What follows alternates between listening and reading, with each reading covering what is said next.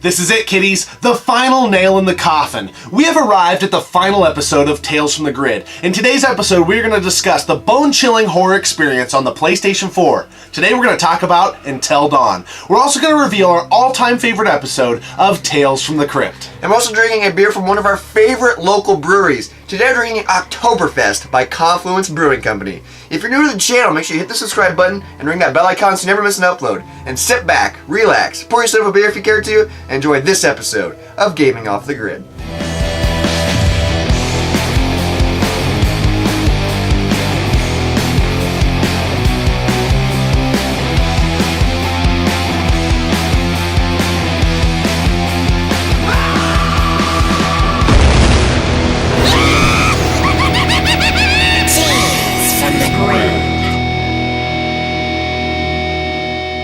Alright, here we go. If you are a fan of survival horror games or scary movies, you have to find a way to play Until Dawn on the PS4. This game is a perfect blend of the horror genre in video games and movies, and it differs a little bit from your typical survival horror, as it's more of a choose-your-own-adventure type of game. Yeah, it's really unique. So, like, the whole premise is basically based on the butterfly effect, which is just really cool. So every decision you make affects the outcome of the game, and there's so many different outcomes. You want to basically just survive the night and get to dawn. Yeah, exactly. And it's so hard because there are moments where it's a split-second decision, and if you pick wrong, it could ruin the entire game for you, or it's just so hard. And that's what makes this game so much fun, and the replay value is like huge because of that. Yeah, it's a very nerve-wracking game. So this game was developed by Supermassive Games. It was released in 2015 exclusively on the PS4. As you mentioned, it's a very unique game. It's a single-player game, but we have found that it yields itself very well to a party game co-op type setting. Yes, because if you're playing it by yourself, it's kind of easy to make those decisions, but when you're in a room full of people,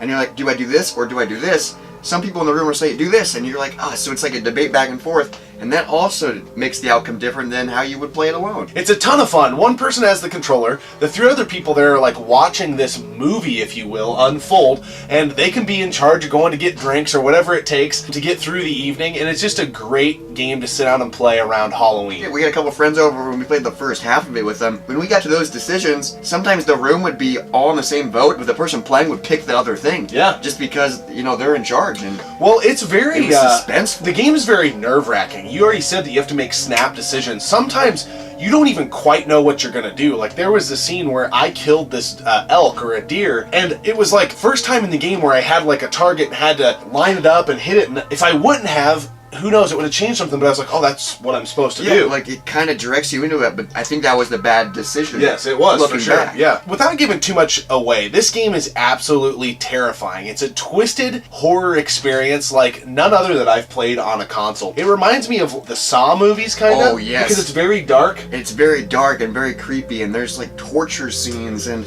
it's so scary, and there's so many, like, jump scares, and I am a fan of scary movies, but, like, I get scared so easily.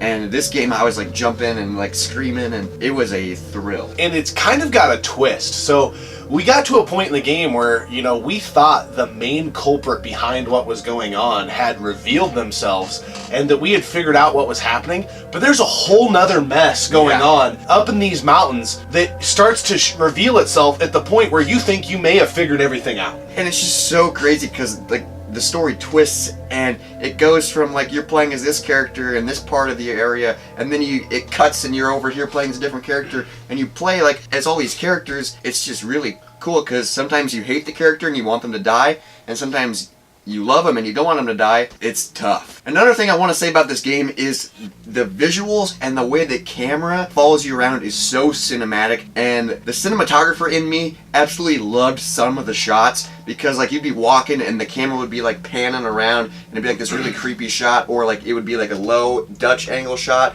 And it just made me so happy. It made me want to go back and make short films like I used to do back in the day. It's just visually so good. The marriage of gaming and movies. It just makes you think, like, where's gaming going in the future? We're way into retro gaming. But this is a different type of experience. The story grabs you and it's so entertaining. I want to play it again now that I know what to do, kind of. One part about this game that can't be understated is the piss-poor horror movie type decisions that some of the characters make. Oh, gosh. Yes, all the characters in this, It's basically your teen horror movie. They're so stupid. They leave the door open. They don't take a gun with them. Oh yes. There's one scene where the guy uses his gun to lock a door. Okay, but it's not just any old gun. It's a shotgun. Everybody knows in survival horror games you want the shotgun. And he uses it to lock the door, and then they keep moving. What are you doing? Yeah, it's so stupid. Seriously. So dumb. We were walking away, and both of us, we knew we couldn't grab the gun. We're just like, the shotgun! Yeah, why? The shotgun. And right as we were getting ready to film this episode, we were talking about, like, we cannot wait to play this game again next year. We're going to get everyone together who's involved with the channel again and sit down and see what different decisions we can make, as now we've been through it once, and we want to try keeping everybody alive. Yeah, because we got through it this time, and we only had 2 people left out of, like, a group of, like, 8. It was bad. We almost got a game over. That's not even possible. Yeah. Like, we were struggling. It's the decisions you make early on affects you in the long term, and it's, man, what did I do wrong? Yeah, and you have to pay attention to every detail. It is a little tedious sometimes with the clues and things like that, but, you know, there's a couple times where we would have known to keep someone alive had we have taken time to read a journal, yes, or, you know, different things like that. And so don't go blazing through this game. It is a fairly quick play. I don't see any reason why someone can't beat this game in 8 to 10 hours and fully immerse themselves in the experience that is Until Dawn. There's no excuse to not have this game in your collection either, as it's very affordable and easy to find. Yeah, it was even like one of the free games last year during Halloween. Yeah. That's what I love about the PlayStation Network, is they have free games every month, and sometimes they're really good games, and this was one of them, and that's just so cool. This game is exclusive on the PS4, and it just speaks to how much gamers during this generation need to own a PS4. Its exclusive library is just mind-blowing, from Uncharted and God of War and Horizon Zero Dawn. You've got this game, the new Spider-Man game, and I'm missing tons of them, but there are so many unique, exclusive experiences on the PS4 that make it a must-own for gamers. If you're a fan of Heavy Rain, the Telltale games, survival horror games in general, or just getting the crap scared out of you, this game is a must, and you need to get out and play it, especially during October. And it was a great game to wrap up the series on, because we were able to get everybody together, have our Halloween party, and enjoy everybody's experience and go through Until Dawn, and it was a lot of fun. What do you think about this beer? Another great beer by Confluence. This is a really good Oktoberfest. It isn't reinventing the wheel. It's very malty. It has a very German lager type of vibe to it. Very thick, robust, toasty taste. It's just a good Oktoberfest. It is so good, and Confluence, we've said it before, but they never disappoint.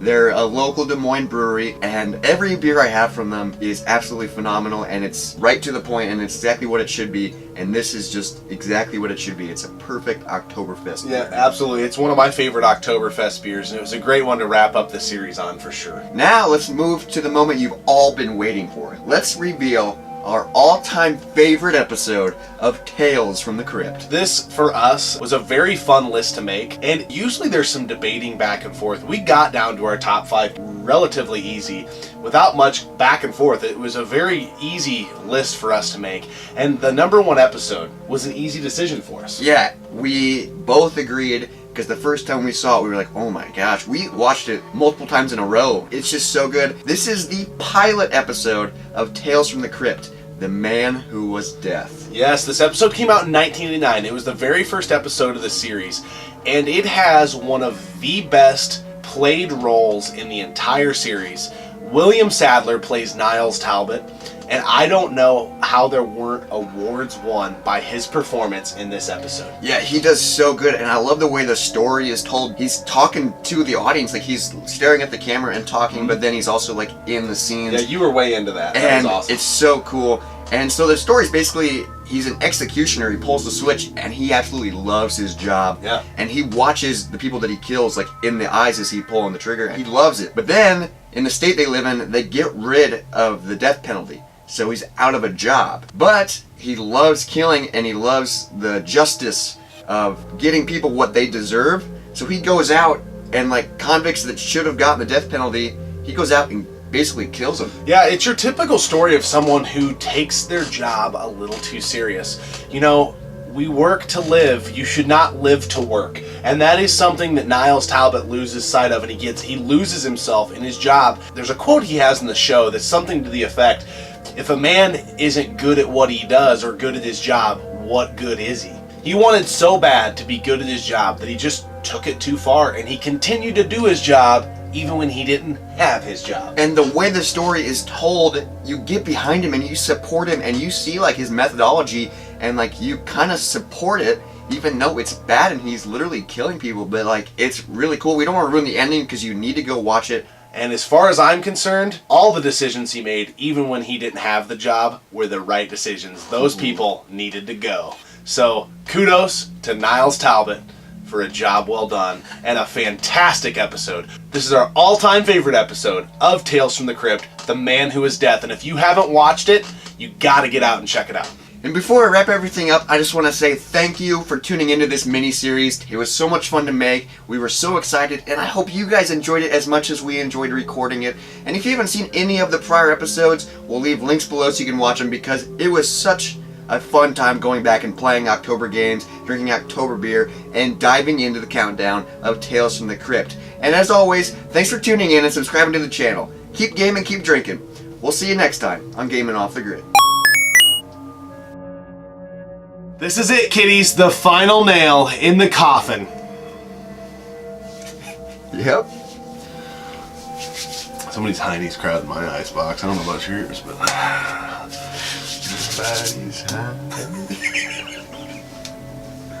This is it, kiddies. The final nail in the coffin. In the last episode of Tales from the Grid, we're going to cover...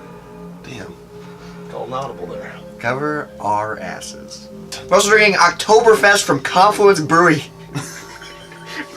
Dude, I couldn't do it because you said all time. And we're also drinking Oktoberfest by Confluence Brewing Company. It's a beer.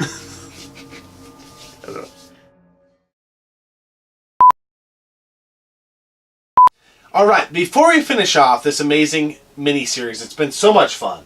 It's time we call in Ryan and Brian. They've been an integral part of Gaming Off the Grid, and we want to hear their opinions on Until Dawn and our #1 episode of Tales from the Crypt. So, let's call them right now.